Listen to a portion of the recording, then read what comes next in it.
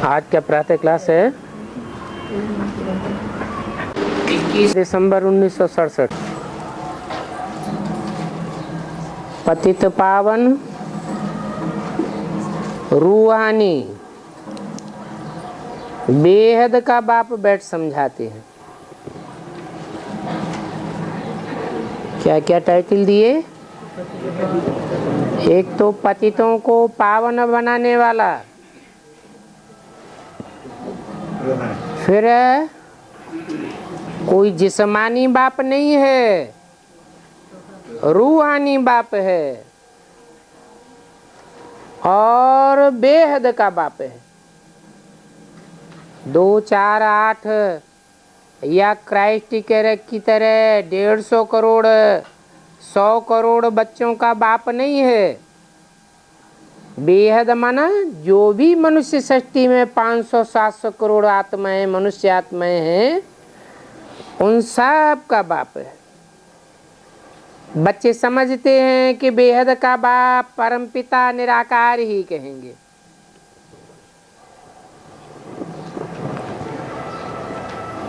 ऐसे बेहद के बाप 2 हैं।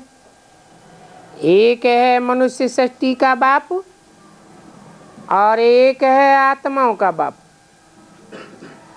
परंतु मनुष्य सृष्टि का जो साकार बाप है वो भी संसार में तब प्रत्यक्ष होता है जब निराकार बाप की तरह निराकारी स्टेज को धारण करे।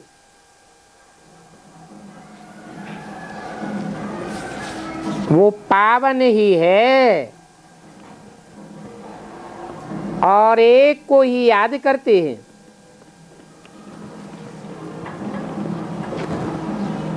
याद करने का पात्र एक ही है और कोई भी दूसरा याद करने का पात्र नहीं है। और सब कैसे को पात्र हैं? क्योंकि औरों को याद करेंगे तो नीचे गिरेंगे और उसे एक को याद करेंगे तो ऊपर उठेंगे।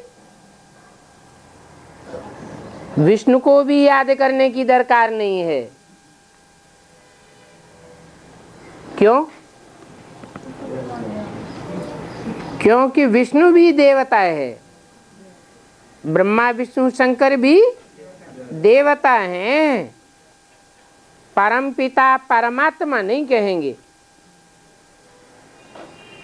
कहते भी है ब्रह्मा देवताय नमः, विष्णु देवताय नमः, शंकर देवताय नमः, शिव परम पिता परमात्माय नमः। बुद्धि से समझा जाता है कि ये जो लक्ष्मी नारायण थे वो पुनर्जन्म लेकर पतित बन चुके हैं।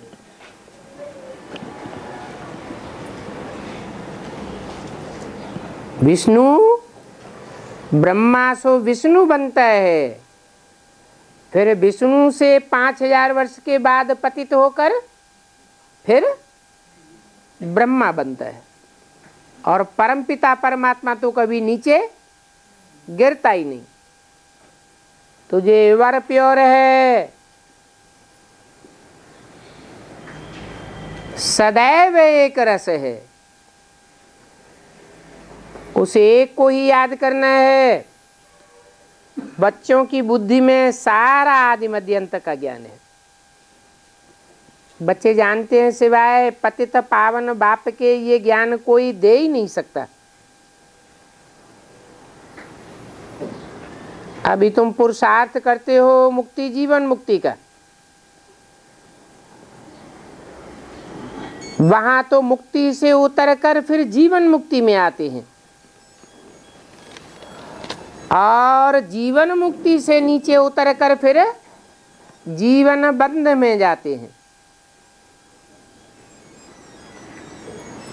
कौन? ये लक्ष्मी नारायण। लक्ष्मी नारायण सोई फिर पूरे 84 जन्म लेते। तो चक्र तो सारा अभी तुम समझ गए हो। बाप ने समझाया है कि एक तो है ईश्वरीय मत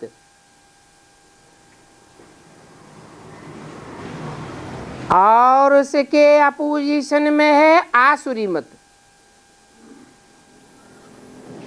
ईश्वरीय मत एक बाप ही देते हैं, बाकी सब की है को मत। और अभी इस दुनिया में देवताई मत तो कोई दे भी नहीं सकते, क्योंकि देवता कोई है ही नहीं। अभी देवता कोई नहीं है।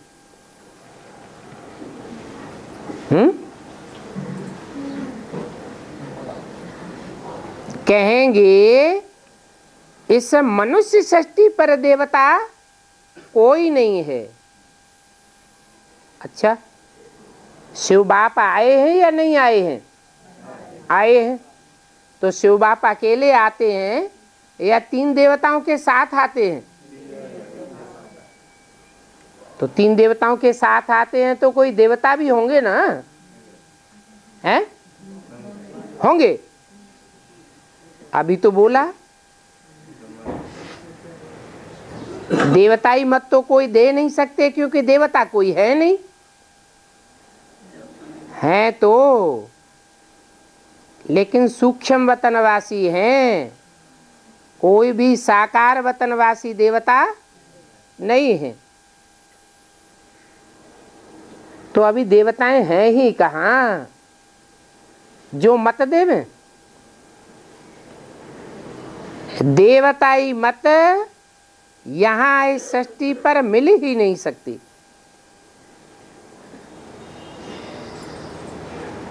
देवताओं के पांव इस पाप की दुनिया में पड़ ही नहीं सकते। बाकी तो मानव मत ही कहेंगे। मानव मत से बच्चे समझते हैं कि हम नीचे ही उतरते आए हैं। 2500 वर्ष की हिस्ट्री क्या कहती है कि मनुष्य मत पर चलते चलते हम नीचे ही उतरते आए। हमारी मेंटलिटी नीचे गिरती गई, मानसिकता नीचे गिरी है। फिर जब ईश्वरीय मत मिले तो ही देवता बने। जैसे यहाँ पर असुरों की मत चलती है, वैसे ही वहां फिर देवताओं की मत चलती है। वहां तो दुख की बात ही नहीं। शास्त्रों में तो बातें लिख दी हैं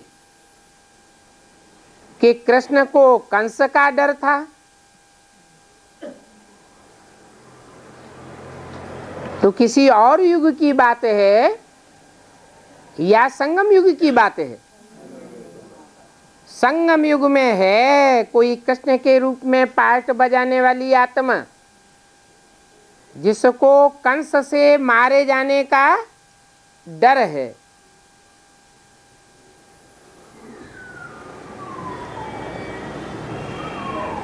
देवताओं को किसी का डर नहीं होता। माना जो भी कृष्ण के रूप में पार्ट बजाने वाली आत्मा हो या राम के रूप में पार्ट बजाने वाली इस अंतिम चोले में आत्मा हो, वो भी कोई देवता नहीं है। क्या है? मनुष्य रूप में है। देवताओं को किसी का डर नहीं होता। डर किसको होता है?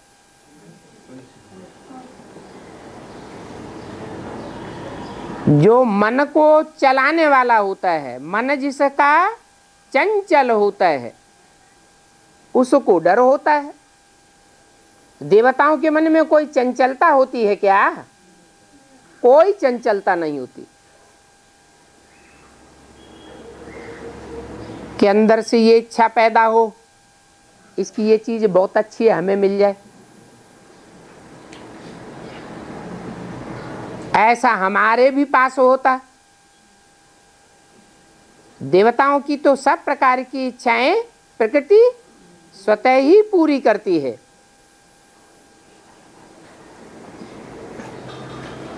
बाकी शास्त्रों में तो झूठी बातें हैं भक्ति मार्ग की, और भक्ति मार्ग में जो भी बातें हैं वो कहाँ की यादगार हैं?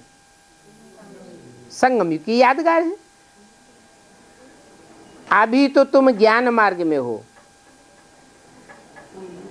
ज्ञान मार्ग अर्थात जानकारी का मार्ग। तुम्हें जानकारी हुई है कि शास्त्रों में आटे में नमक मिसल सच्चाई है, और जो भी सच्चाई है वो इस संगम युग की है। जैसे झाड़ के पत्ते अथाह हैं, वैसे ही भक्ति भी बहुत पसारा में फैली हुई है। ज्ञान तो बीज है, बाकी सब भक्ति का पसारा है। और बाप है ज्ञान का सागर। ज्ञान का बीज तो थोड़ा होता है, भक्ति तो कितनी अथाह है। अब तुम बच्चों को बीज रूप ज्ञान सागर ने ये ज्ञान दिया है। उन ज्ञान सागर बाप को याद तो सभी करते हैं, कहते हैं कि काश ईश्वर तुमको अच्छी मत देवे जो तुम सुधर जाओ। ईश्वर की मत से ऐसे लक्ष्मी नारायण सुधरे हैं ना।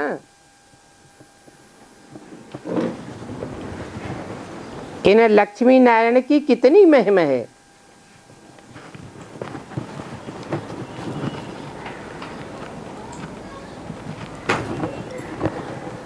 अब बाप समझाते हैं कि बच्चे ऐसा लक्ष्मी नारायण बनने के लिए अपन को आत्मा समझो। अब हम आत्मा को वापस घर जाना है। इस दुनिया से कुछ भी लेकर नहीं जाना है। पतित आत्माएं तो जा ही नहीं सकेंगी,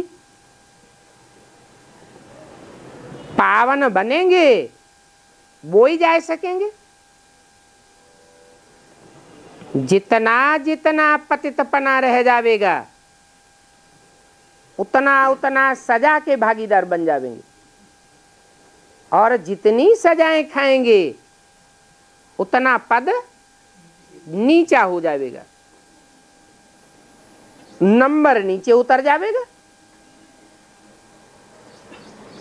पाप कहते हैं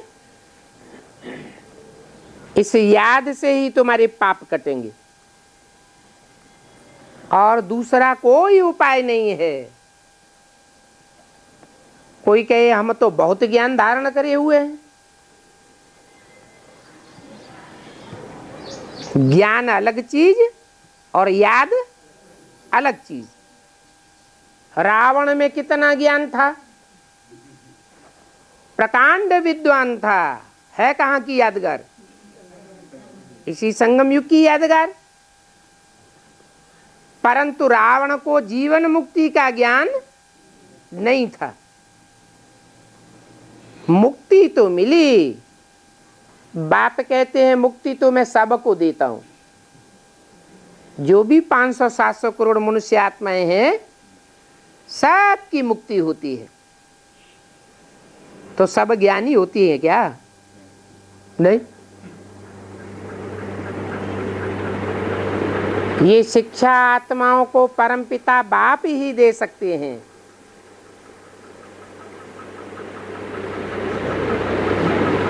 कौन सी शिक्षा?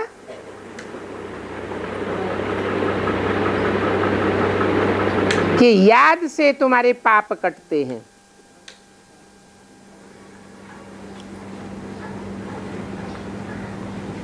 कहते हैं अपन को आत्मा समझो, क्योंकि अभी नंगा वापस जाना है।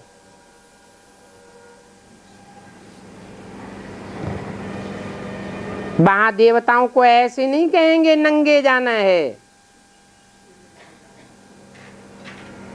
क्यों है? देवताओं को तो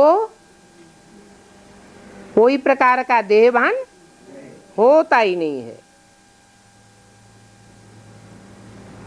उन्हों को तो वास्तव में नीचे उतरना होता है। नीचे उतरने के लिए देह भान त्यागने की बात है ही नहीं।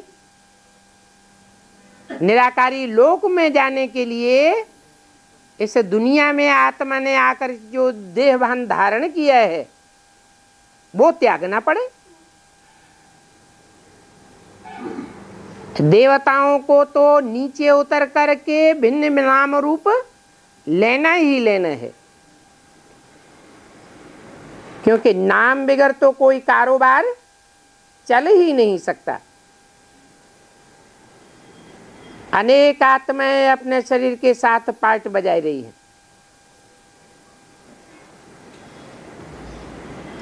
शरीर के साथ पार्ट बजाना माना देह भान में रहना। अभी सभी का पार्ट खत्म होना है। पार्ट तो देह के द्वारा ही बजाया जाता है, सबको वापस जाना है। तो बाप राय बहुत अच्छी देते हैं। एक तो कहते हैं पवित्र रहो। पवित्र रहो अर्थात बुद्धि में क्या रहे? एक बाप दूसरा न कोई, क्योंकि एक बाप ही वर प्योर है और बाकी सब पतित हैं, सब नीचे गिरने वाले हैं। अगर कोई दूजम को याद किया तो नीचे जरूर गिरेंगे। तो एक तो पवित्र रहो। बाबा से पूछते हैं, बाबा बच्चे की शादी करावे? अरे बाबा तुमसे ही कहते हैं कि पवित्र रहो, बच्चे की शादी किस लिए करावेंगे? है? अरे बच्चे की शादी कराने का कोई मकसद होगा? क्या मकसद है? बच्चे की शादी कराना माना बच्चे की बुद्धि किसी देहधारी में हिल गाए देना। तो तुम खुद तो रहते हो पवित्र, पवित्र बनने का पुरुषार्थ करते हो और बच्चे को देहभान में लटकाना है। तो बाबा अभी करके डायरेक्शन नहीं देते हैं इस बात का कि बच्चे की शादी कराओ। बच्चे की शादी के लिए पूछे तो फिर भी परमिशन देते हैं कि बच्ची शादी कराना चाहती है, नहीं करेंगे तो तुम्हारा मुंह काला कर जाएगी, किसी के साथ भाग जाएगी, इसलिए परमिशन देते हैं। बाकी बच्चे की शादी करने की परमिशन नहीं देते हैं। समझते हैं कि बच्चा शादी करने के बाद चल नहीं सकेगा, चाहे कितना भी ज्ञान में चलने वाला हो।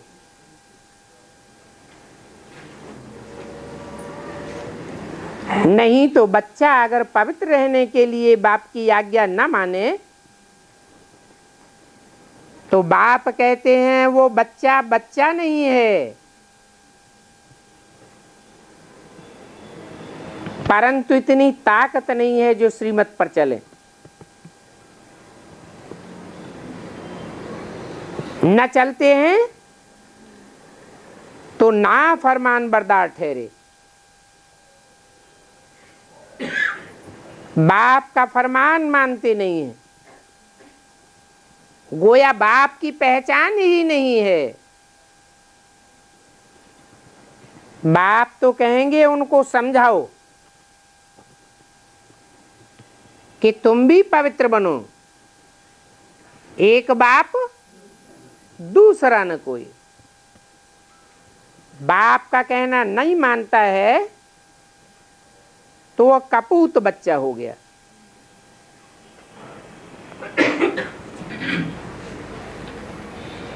बाप देखते हैं इनमें इतनी ताकत नहीं है जो डायरेक्शन देवें। किने में?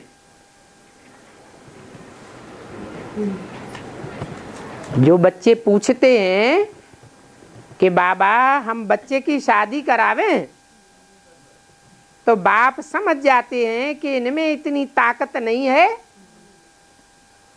जो बाप के डायरेक्शन पर चल सकें और बाप के डायरेक्शन पर चलकर बच्चे को डायरेक्शन देवें कि पवित्र रहो। बाबा देखते हैं ये ठहर नहीं सकेंगे, और खान पान के लिए तो बाबा समझाते ही हैं। इस खान पान का भी तो असर पड़ता ही है। यहां तो बाप की मत पर एक्यूरेट चलना पड़े। बहू के हाथ का भी खाना नहीं है।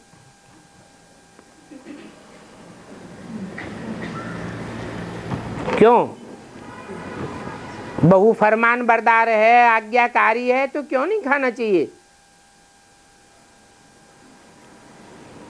है?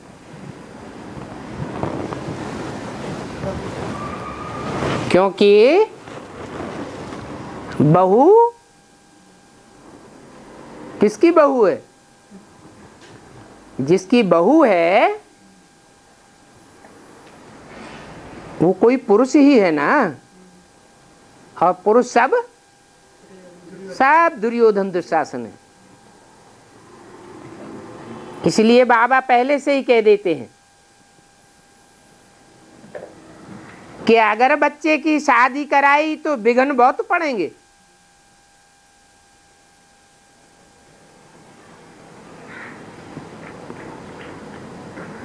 इसलिए फालो ब्रह्मा बाप।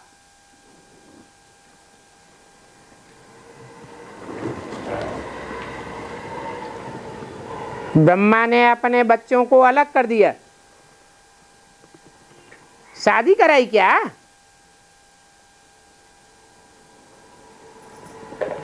अगर बाप की बात न माने तो बहुत विघ्न पड़ेंगे। अबलाओं पर अत्याचार भी होते हैं। तो बाप तो ऐसे नहीं कहेंगे जो झगड़ा पड़े, पहले से जानते हैं। ये बाबा कितना रायल जवाहरी था। अपने भाइयों को भी लखापति बनाई दिया।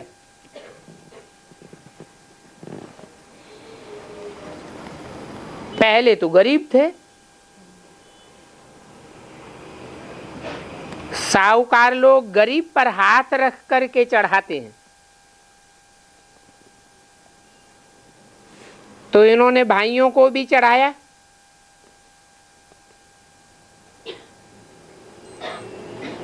फिर जब देखा पवित्रता की बात की, तो वो भाई लोग भी कितना बिगड़ पड़े। चढ़ाया किसने? चढ़ाने वाले की भी बात नहीं मानी। बड़ा भारी हंगामा हो गया। ये तो डरा नहीं,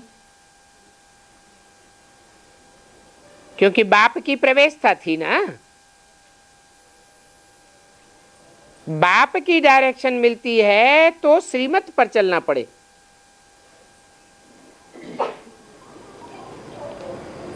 नहीं तो देवता कैसे बनेंगे? जो बाप की डायरेक्शन मिले और फिर भी न चले तो फिर उनका पद भी बहुत कम हो जाता है। ये राजधानी स्थापन हो रही है, राजधानी में कोई राजा हो और राजा कोई डायरेक्शन दे और कोई बात न माने तो राजा उसे ऊंची कुर्सी पर बैठा देगा क्या? दंड का भागी बनाए देगा।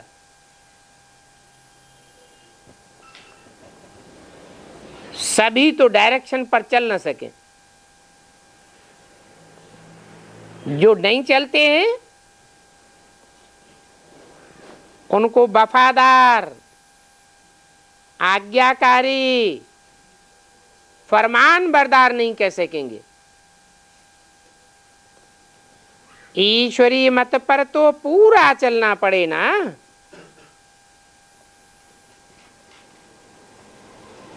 हुक्म ही हुक्म चलाए रहा है। ईश्वर का हुक्म होता है ना। 21 दिसंबर 1967 की वाणी का दूसरा पेज। जो मानेंगे नहीं तो ऊंच पद पाए नहीं सकेंगे।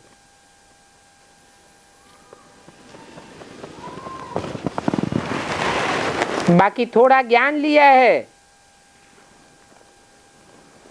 तो उस ज्ञान के आधार पर स्वर्ग में तो आ जाएंगे।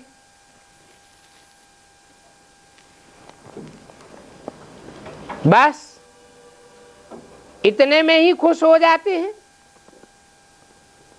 कि चलो हम स्वर्ग में तो आ जाएंगे। ये नहीं समझते हैं कि स्वर्ग में भी अनेक प्रकार के मर्तबे हैं।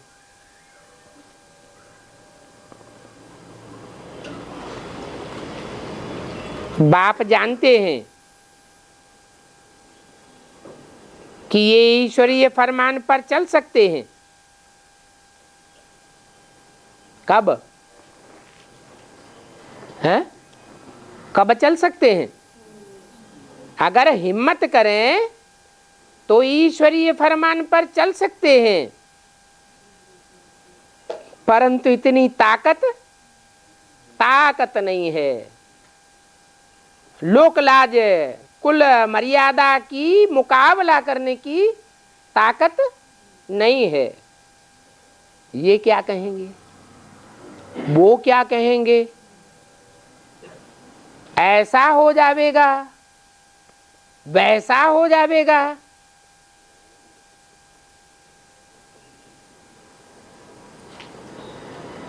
बाप की मत पर चलने की ताकत नहीं है तो जरूर पद भी ऐसा पावेंगे। स्वर्ग की स्थापना तो एक बाप ही करते हैं ना।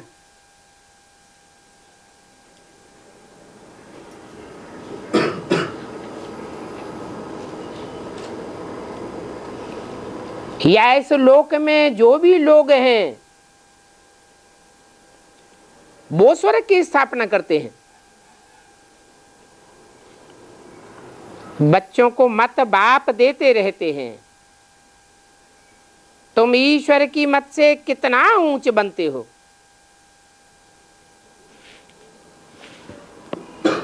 ईश्वर की गत मत न्यारी है। किसके मुकाबले? और मनुष्यों के मुकाबले ईश्वर की गत मत न्यारी है। और तो सब लड़ाइयों आदि से राजा बनते हैं। क्या 63 जन्मों में जो भी राजाएं हुए हैं, कैसे राजाएं हुए? लड़ाइयां लड़ते रहे, राजाएं बनते रहे, राजाई की सुरक्षा करते रहे। अच्छा, ये लक्ष्मी नारायण कैसे विश्व के मालिक बने?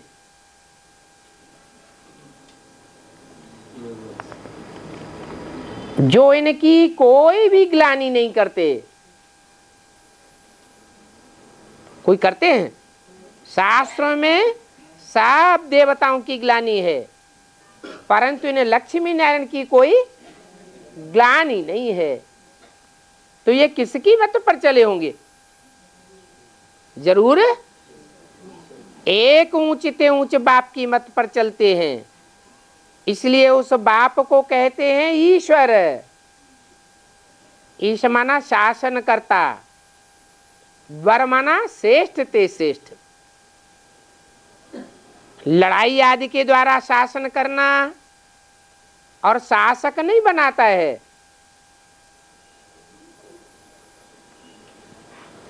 तो ये बड़ी समझने की बातें हैं।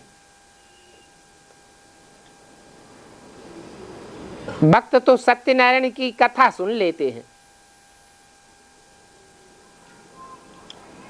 समझते तो कुछ भी नहीं है कि सत्य क्या होता है, असत्य क्या होता है। बाप तो समझ जाते हैं।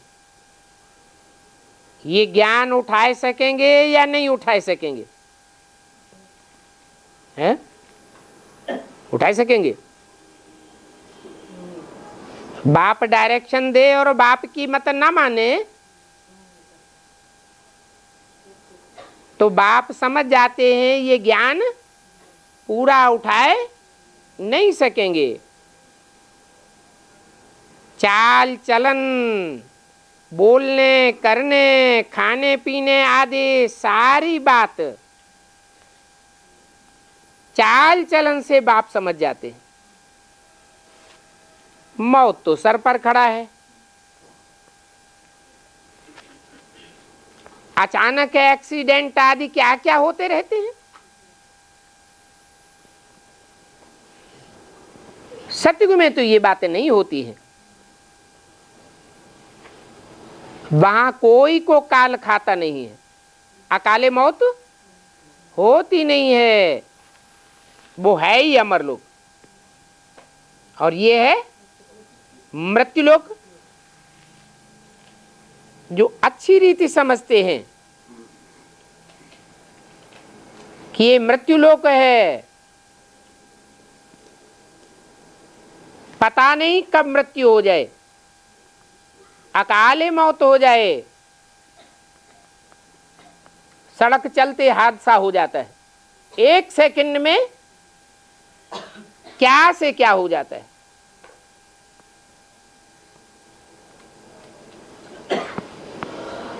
जो अच्छी रीति समझते हैं वो तो झट पुरुषार्थ करते हैं, समझते हैं कि कहां बाप की अवज्ञा न हो जाए।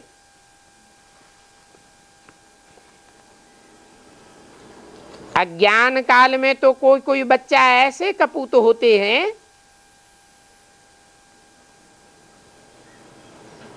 जो बाप को भी चमाट लगाए देते हैं।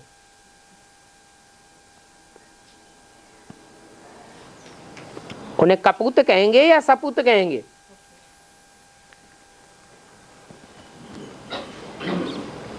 अरे चमाट लगाने की बात छोड़ो, शूट भी कर देते हैं, हत्या कर देते हैं।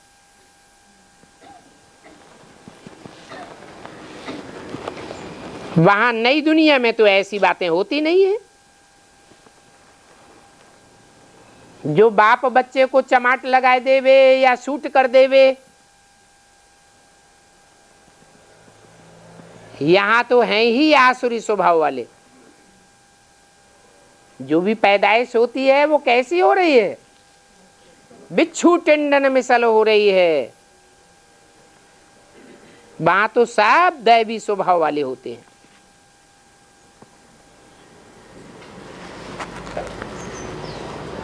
पारलौकिक बाप के बन गए तो फिर लौकिक बाप को कुछ दे नहीं सकते।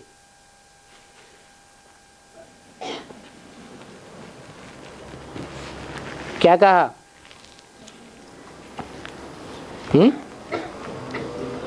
जो पारलौकिक बाप के बच्चे बन गए वो फिर लौकिक बाप को कुछ भी दे नहीं सकते।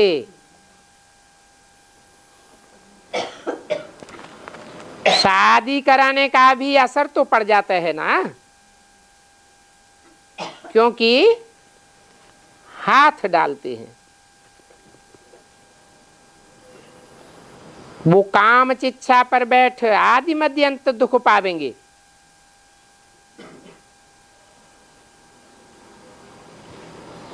मान लो एक बाप को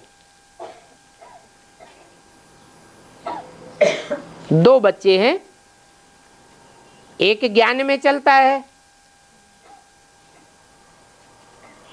बाप, और दूसरा बच्चा ज्ञान में नहीं चलता है, और बाप कहे कि बच्चे की शादी करानी है,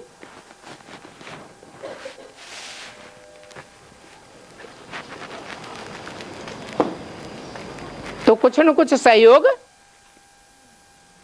ज्ञान में चलने वाले बच्चे से भी बाप की आशा तो रहेगी कि करे। तो बाप कहते हैं अगर पारलौकिक बाप के बन गए तो फिर लौकिक में कुछ भी दे न सके, सहयोग भी दे न सके।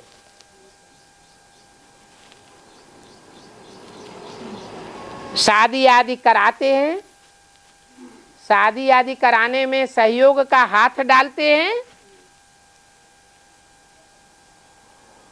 तो भी असर पड़ जाता है।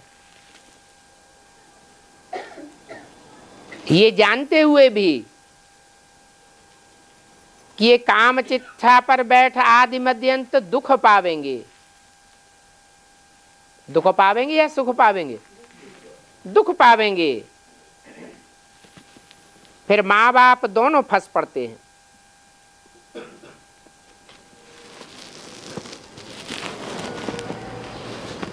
ये ज्ञान की बड़ी महीन बातें हैं। थोड़े में ही नहीं खुश हो जाना है।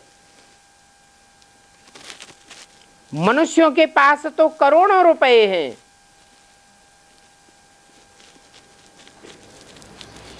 तो समझते हैं समाज में मान मर्यादा लेने के लिए,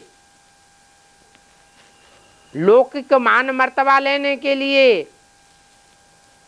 क्यों न शादी में पैसे लगाए दें। कोई पद्मा पद्मपति भी है, बाप कहते हैं वो सब अल्पकाल का है और तुम तो 21 जन्म के लिए पद्मपति बनते हो। कब? संबंधियों आदि की शादी में हाथ डालने से।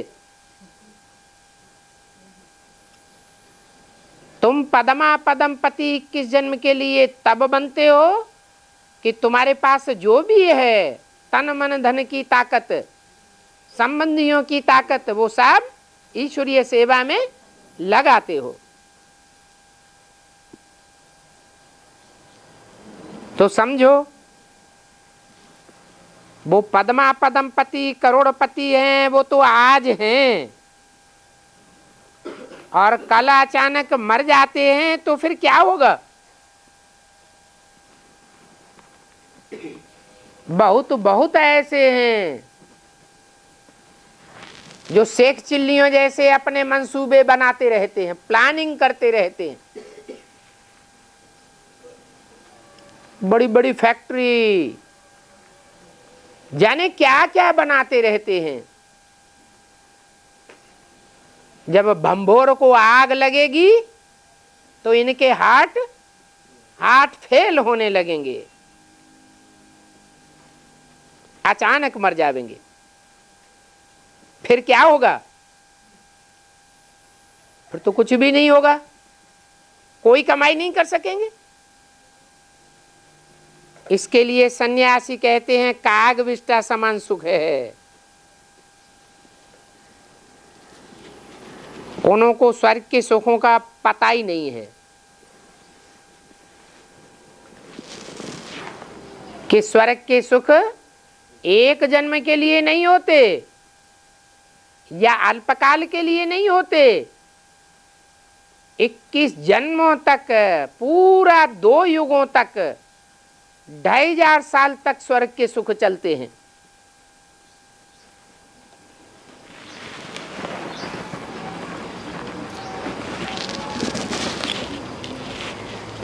अभी तुम समझते हो, सिवाय बाप के मुक्ति, जीवन मुक्ति का रास्ता कोई बताए नहीं सकते हैं।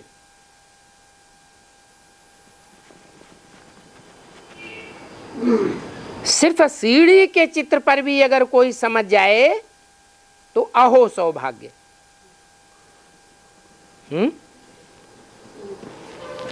सीढ़ी के चित्र पर समझने वाला कौन से धर्म का होगा, कौन से देश का होगा? असल भारतवासी होगा तो सीढ़ी के चित्र पर समझ जाएगा। उसको चारों चित्रों में अच्छा चित्र कौन सा लगेगा? सीढ़ी का चित्र। बाप ने समझाया है, यहां राजाई स्थापन होती है।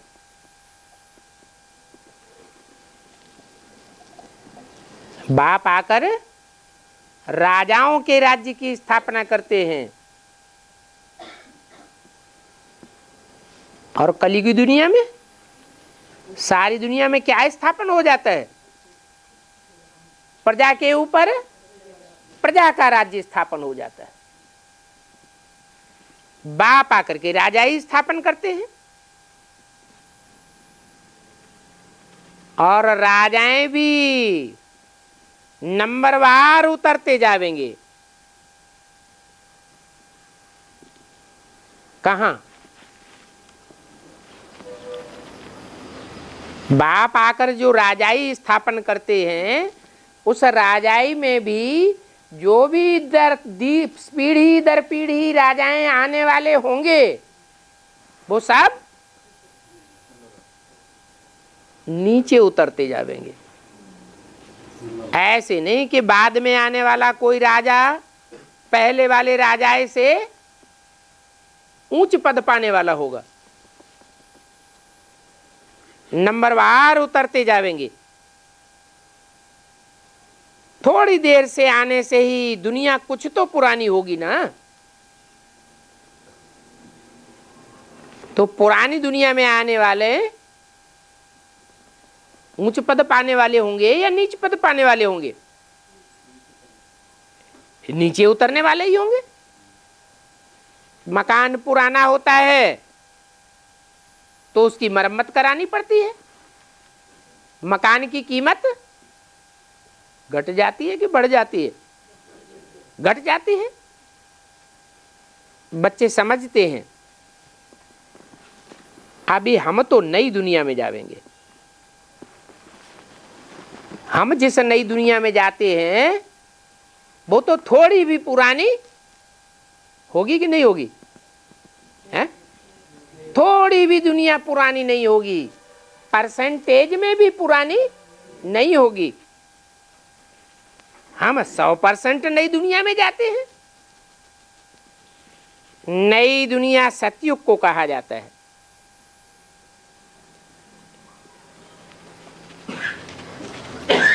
थोड़ा टाइम पसार हुआ सतयुग में से तो कहेंगे थोड़ी कला भी उतर गई।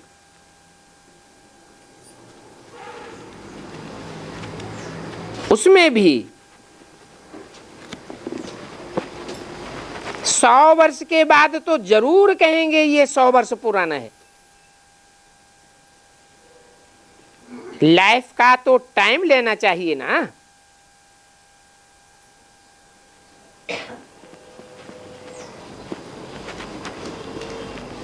तो नई दुनिया में जाना है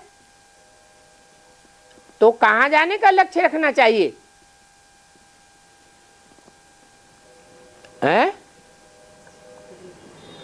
सतयुग त्रेता नई दुनिया है ना।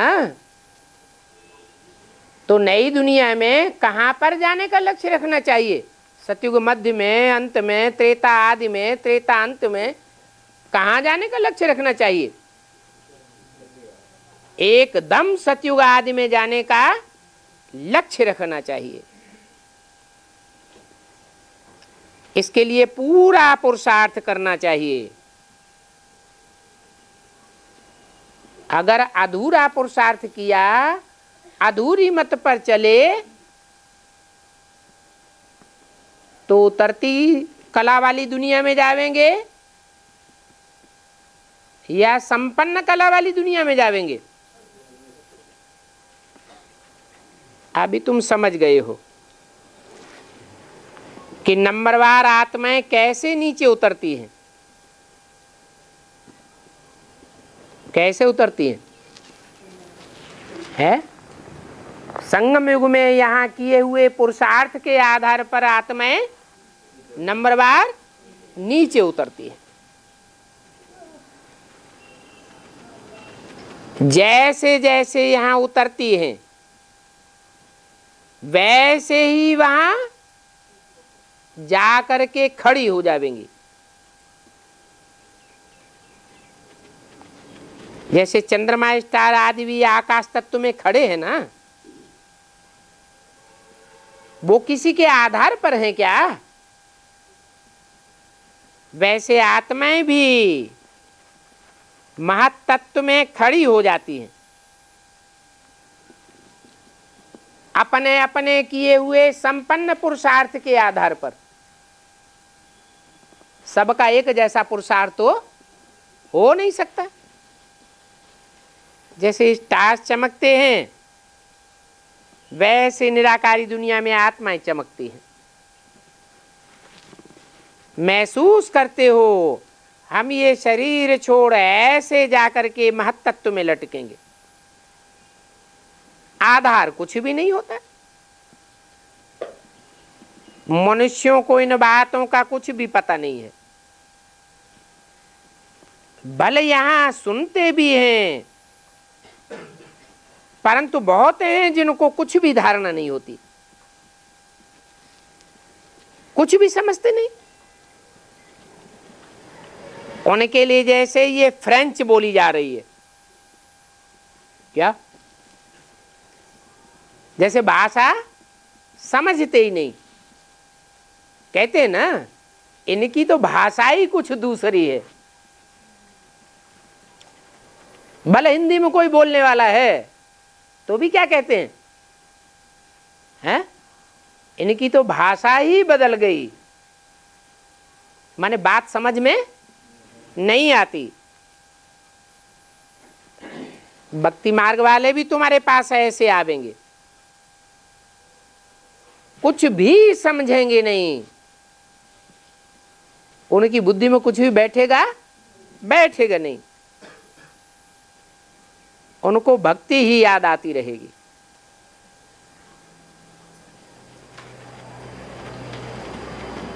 क्योंकि 63 जन्म वो भक्ति के भवके में लटके रहे हैं,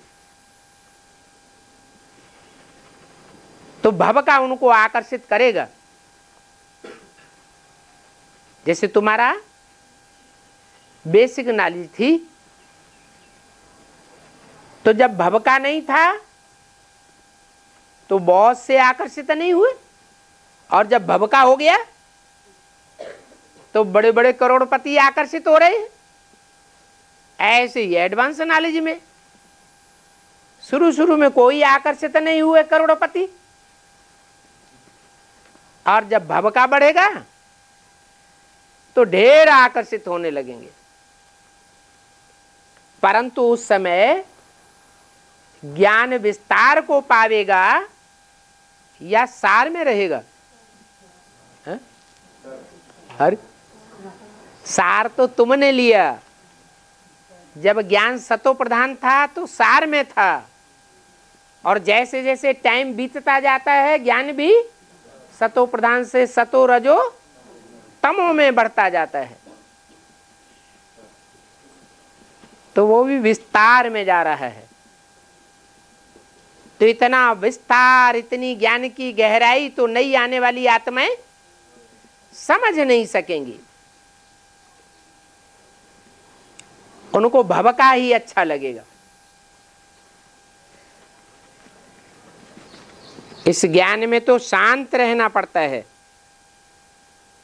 सिर्फ अपने बाप को याद करना है, स्वधर्म में टिकना है, कोई भवका आदि कराने की बात नहीं है। आत्मा का स्वधर्म है ही शांत। अब शांति धाम तो वह ठहरा ना, कौन सा? वह माने मन। वह क्यों कह दिया? ये तो अशांति की दुनिया है। यहां शांति धाम कहां से आया? माना पुरुषार्थियों की जो ऊंची स्टेज है, ऊंच स्टेज के पुरुषार्थियों का जो संगठन है, वो शांति धाम बनाएगा, या नीची स्टेज के पुरुषार्थियों का संगठन शांति धाम बनाएगा?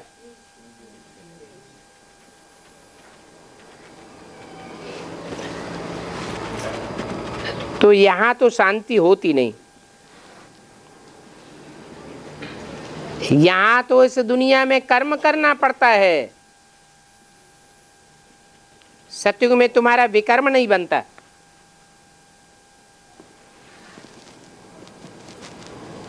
क्योंकि वहां रावण ही नहीं होता है, और यहां तो इस दुनिया में रावण का पूरा अस्तित्व है।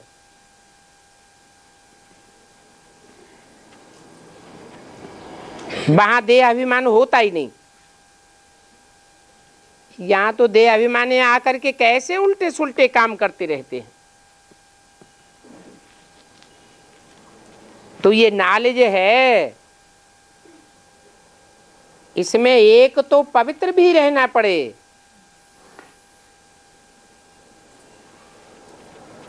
कोई तो भल पवित्र रहते भी हैं, पवित्र तो रहते हैं, परंतु नॉलेज बुद्धि में बैठती नहीं है जो दूसरे को समझा सके। कुमारियां हैं, पवित्र तो हैं, परंतु कोई कोई की बुद्धि में बिल्कुल ज्ञान बैठता ही नहीं।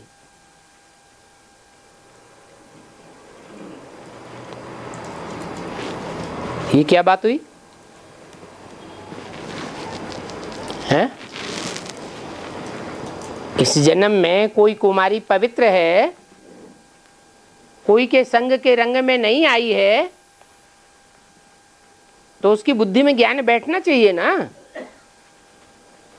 क्यों नहीं बिल्कुल बैठता?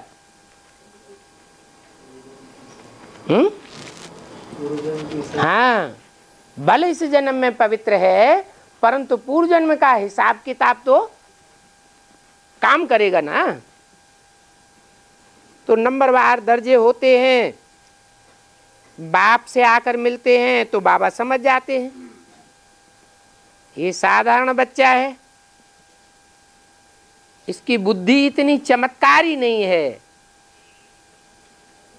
जो बाप के सन्मुख आवे और पहचान लेवे, तो पद भी ऐसे ही पावेंगे।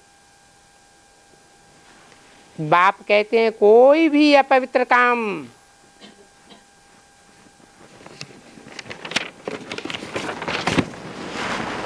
कायदे के विरुद्ध नहीं करना चाहिए।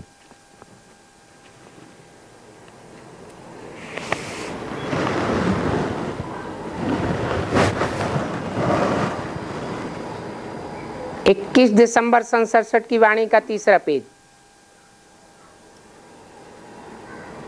बुद्धि में याद रखो, हमको तो अब वापस जाना है। ये 84 का चक्र पूरा हुआ, ये दुनिया भी पुरानी हो गई और ये शरीर भी पुराना है। हम आत्मा जैसे नंगे आए थे वैसे ही अब नंगे जाना है। देह देह के संबंधी और देह के इस दुनिया के कोई भी पदार्थ अब वापस नहीं ले जावेंगे। सिर्फ योग बल से पवित्र बनना है। कोई भी साधन अंत में काम नहीं आवेंगे। पवित्र नहीं बनेंगे तो अंजाम क्या होगा? हैं? पदभ्रष्ट हो जाएगा, क्योंकि जितनी सजा खावेंगे उतना पद नीचा हो जाएगा। इस समय सबकी वानप्रस्थ अवस्था है। वानप्रस्थ अवस्था सबकी है।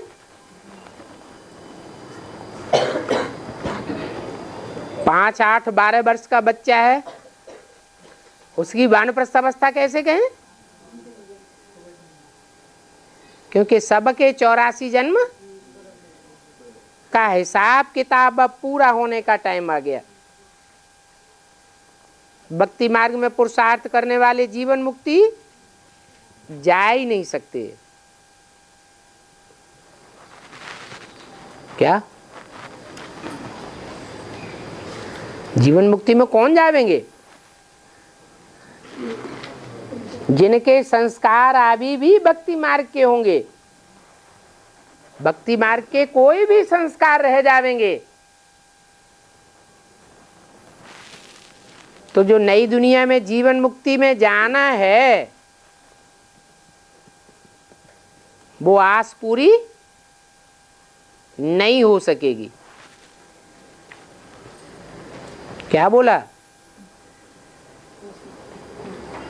भक्ति के संस्कार रह जावेंगे तो शरीर छोड़ना पड़ेगा, और शरीर छोड़ दिया फिर राधा कृष्ण जैसी आत्माओं की तरह नई दुनिया में जाके जन्म लिया तो उतरती कला वाली दुनिया में जावेंगे या चढ़ती कला वाली दुनिया में जावेंगे? उतरती कला वाली दुनिया में जावेंगे।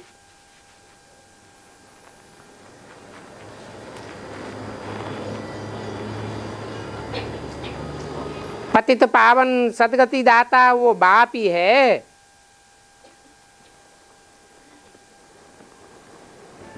ये दुनिया तो अभी रौरव नरक है। बच्चे को शादी करवाना माना रौरव नरक में ढकेलना।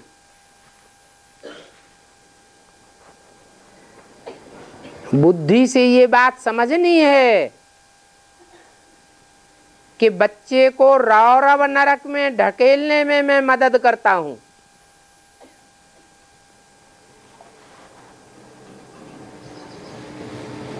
तो इसका पाप नहीं चढ़ेगा क्या?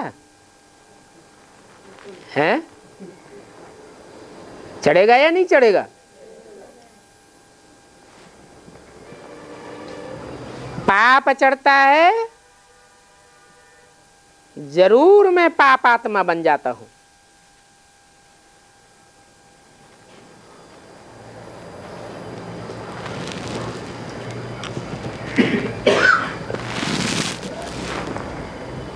बुद्धि में ये सब बातें धारण करनी चाहिए। मुरली में खबरदार रहने की तो सब बातें आती है ना। कोई पाप किया तो 100 गुना हो जाता है।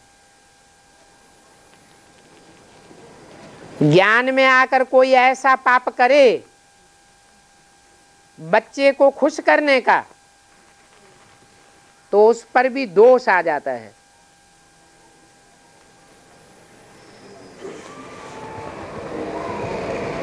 ये है किसी का खून करना। बुद्धि में नहीं आता है, काम कटारी से तो 1-2 का खून कर डालेंगे। और ये बात धारण करने में बहुत सहन भी करना पड़ता है। बच्चा शादी कराना चाहता है, माँ बाप ज्ञान में चलते हैं, शादी करने के लिए इनकार करते हैं तो बच्चा कामेशु क्रोधेशु हो जाएगा। फिर माँ बाप को बहुत सहन भी करना पड़े। बाप सुनते हैं तो बाप को तरस भी आता है, औरों को भी सावधान करने के लिए बाबा समझाते हैं। अपने हाथों से बच्चों का खून नहीं करना है, माना बल मित्र संबंधी उसकी शादी करावें, लेकिन हम उस काम में हाथ न डालें। बाबा से पूछेंगे, बाबा से अगर पूछेंगे, बाबा बच्चा शादी कराने के लिए जोर देता है, शादी करावें, तो बाबा क्या कहेंगे? हैं? अरे बाबा क्या जा डायरेक्शन देंगे? अरे पूछता क्यों है? मुरली में तो बार बार बोला है शादी शादी बर्बादी, फिर भी पूछते हैं तो बाबा कहेंगे अच्छा भल कराओ। जो ज्ञानवान बच्चा होता तो पूछता ही नहीं। ज्ञानवान खुद समझते हैं और समझ भी सकते हैं, वो कब पूछेंगे ही नहीं।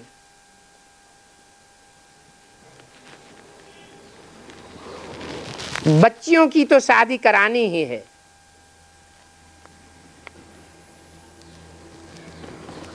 अगर ज्ञान में नहीं चलती है और शादी कराना चाहती है तो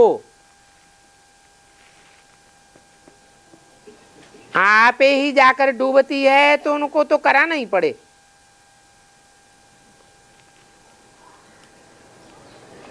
और बच्चा तो भल खराब हो जाए। ये क्या बात हुई है? ऐसे दुनिया में जैसे पार्शलिटी वाली बातें होती हैं वैसी बात हो गई। बच्चे की शादी करानी है, अगर करना चाहती है और बच्चा भल डूब जाए, काला मुंह करे जाके,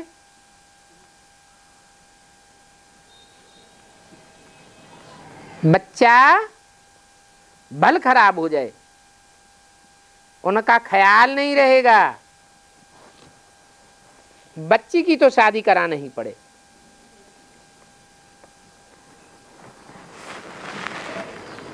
मंजिल बड़ी भारी है। टीचर को स्टूडेंट वही अच्छे लगेंगे जो अच्छे मार्क्स से पास होते हैं। बहुत स्टूडेंट्स फेल हो गए तो टीचर की आबरू ही चली जावे। ये तो बाप कहते हैं मैं कल्प कल्प आकर बच्चों को समझाता हूं। कल्प कल्प पुरुषार्थ अनुसार जो पद पाया है वो ही पद पावेंगे।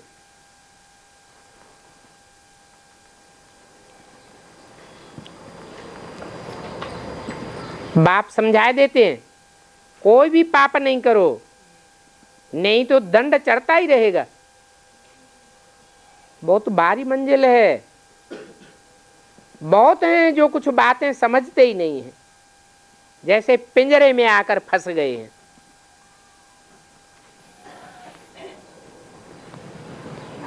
कितने आश्चर्यवत कथंती सुनंती भागंती हो गए, माया के पास चले जाते हैं। तो ऐसे आश्चर्यवत भागंती होने वालों की माया बहुत खातिरी करती है।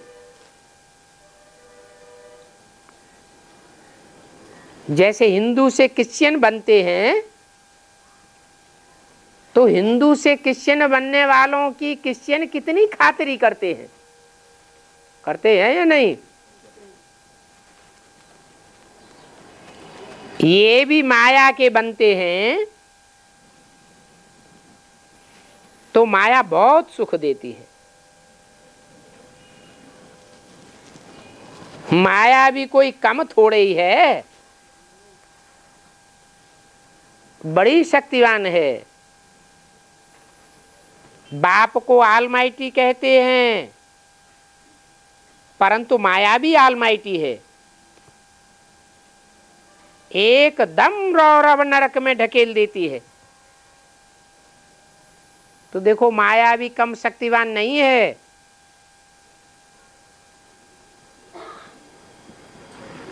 परंतु मैं इस माया से भी सर्वशक्तिवान हूं।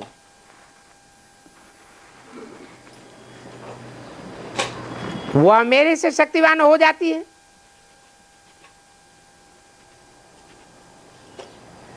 फिर ये क्यों कहा मैं माया से भी शक्तिवान हूं?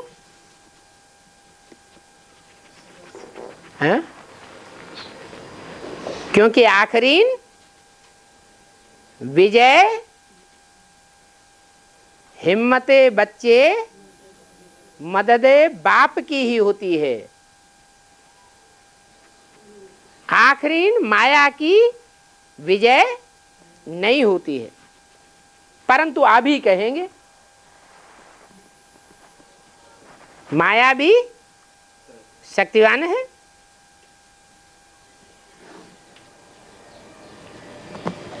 माया की तरफ जाने से वह जैसे रावण धर्म के बन जाते हैं।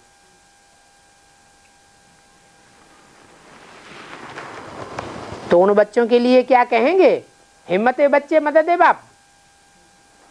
उनके लिए तो नहीं कहेंगे।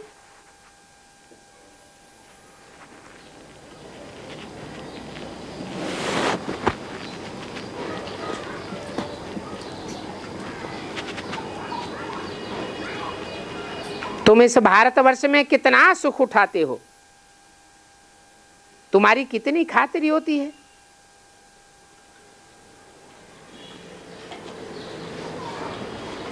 बाप समझाते हैं रावण की चक्करी में नहीं आ जाना। वो भी खातिरी करते हैं।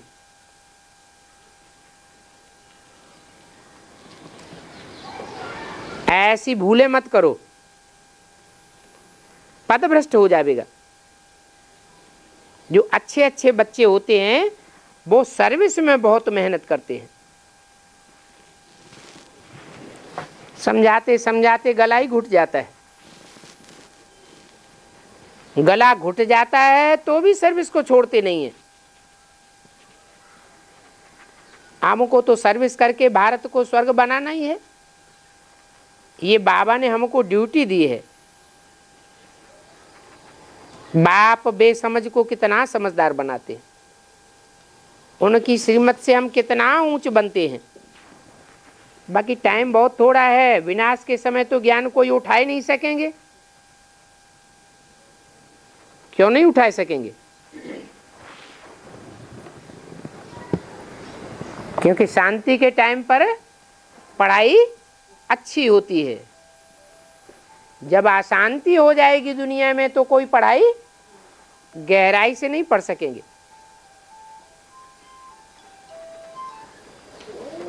कोई तो बहुत मुझ पड़ते हैं। जो पक्के होते हैं उनके लिए मरुआ मौत मलू का शिकार।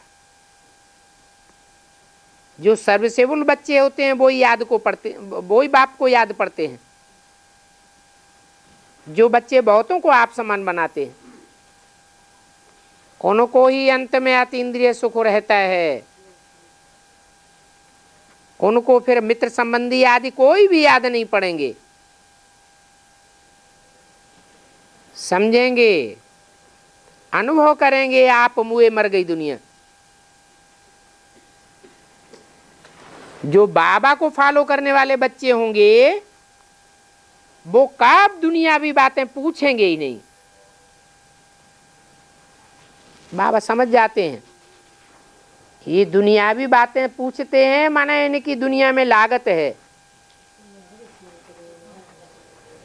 बाप समझाते तो बहुत सहज है। नरकवासी से स्वर्गवासी बनना है।